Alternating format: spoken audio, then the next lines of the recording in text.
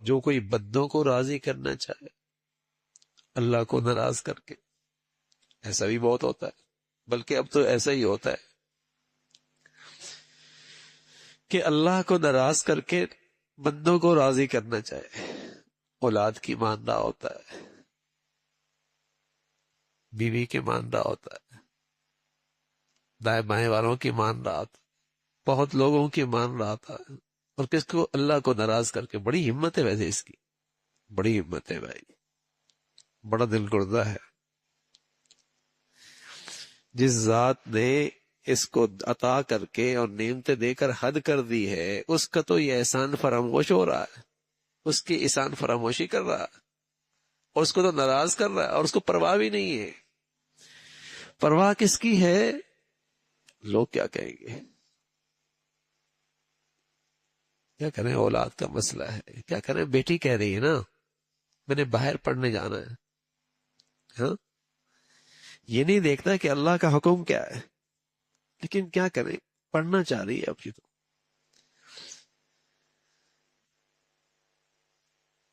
اللہ کو ناراض کر کے، تو پھر اللہ نے کیا فرمایا، اللہ کے نبی نے ہمیں کیا بتایا؟ اور بالکل ایسا ہی ہو رہا ہے۔ نبی کی بات تو سچی ہوتی ہے اور ہو کے رہتی ہے، جو کہا ہے وہ 100% سچا ہے۔ آج جب ہم اولاد کی خاطر اللہ کو ناراض کرتے ہیں تو زندگی میں یہ اولاد سر پہ مسلط ہو جاتی۔ بتائیے نا، اس کی پرورش میں، اس کی تعلیم میں، اس کی تربیت میں کبھی اللہ کا بھی خیال رکھا ہے؟ کبھی اللہ تعالیٰ کو بھی راضی کیا ہے؟ کاروبار میں، معاملات میں کبھی اللہ کا بھی خیال رکھا ہے؟ پھر یہ وبال کیوں نہ بنے؟ پھر یہ وبال کیوں نہ بنے؟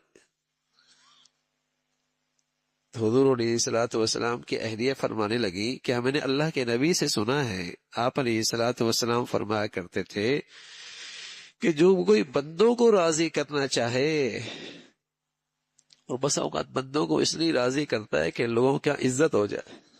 ارے بھائی، عزت تو اللہ کے ہاتھ میں ہے۔ یہی تو غلط ایمان ہے، یہ تو غلط عقیدہ ہے۔ یہ کیسا مسلمان ہے کہ لوگوں کے ہاتھوں میں عزت سمجھتا ہے؟ وَلِلَّهِ الْعِزَّةُ وَلِرَسُولِهِ وَلِلْمُؤْمِنِينَ، عزت تو اللہ کے ہاتھ میں ہے۔ اور کتنی بد نصیبی ہے کہ عزت چاہتا ہے اللہ کو ناراض کر کے،